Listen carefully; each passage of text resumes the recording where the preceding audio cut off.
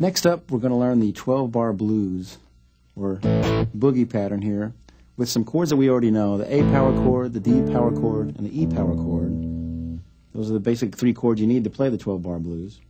The first chord on the A is going to sound like this. We're going to use those same 3 notes, but we're going to add on the D string, the 4th fret with your 3rd finger, we're going to add that note.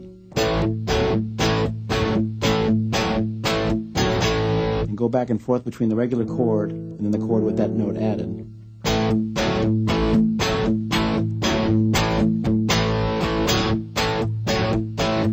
Okay? We'll do the same thing on the D chord.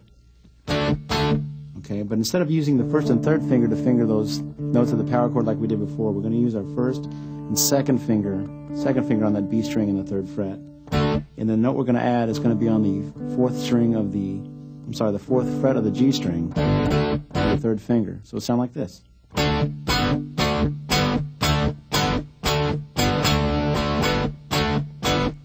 Okay? And just the same way on the A string, the A chord. On the E chord, we're going to add the note on the 4th fret of the A string with your 3rd finger. It's going to sound like this.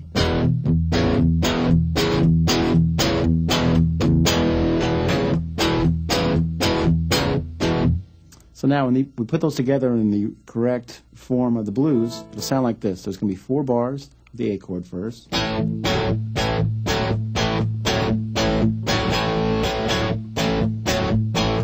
bars of the D. 2 bars of the A. 1 bar of E. 1 bar of D. 1 bar of A. And 1 bar of E. Then it repeats it all over again. 4 bars of A. 2, 4. 2 bars of D. 2 bars of A. 1 of E. 1 of D. 1 of A. 1 of E again. Okay.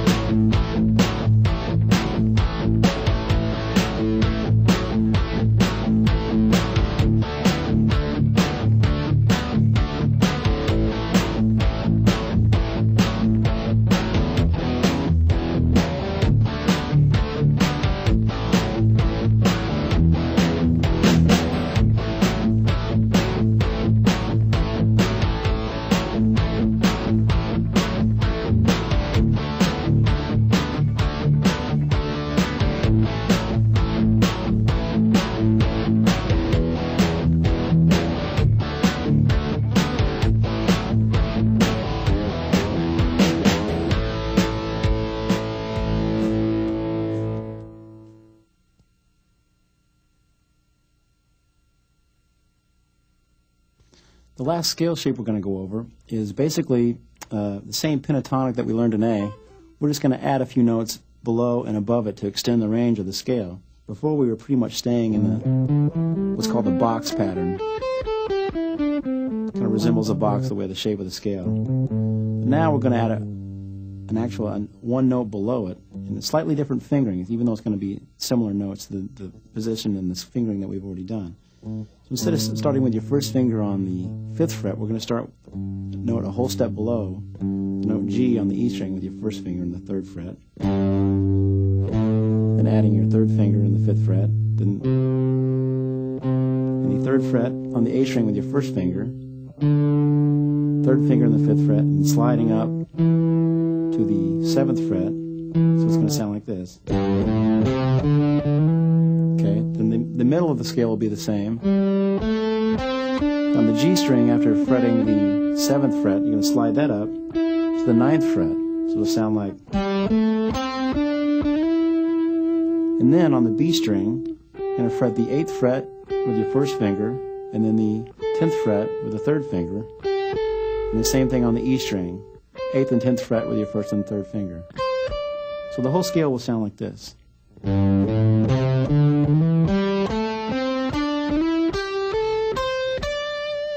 you can even add the note above that, sliding up to the E, the 12th fret with your 3rd finger.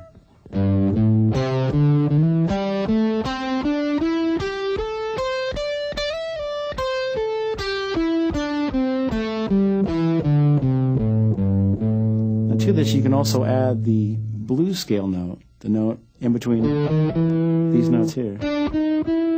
So it would look like this. Sliding up with that 3rd finger.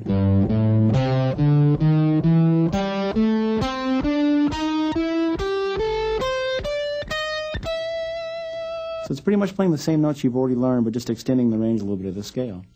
Now we're going to apply this and experiment with this, playing over the previous play-along. So it's going to be the blues in A,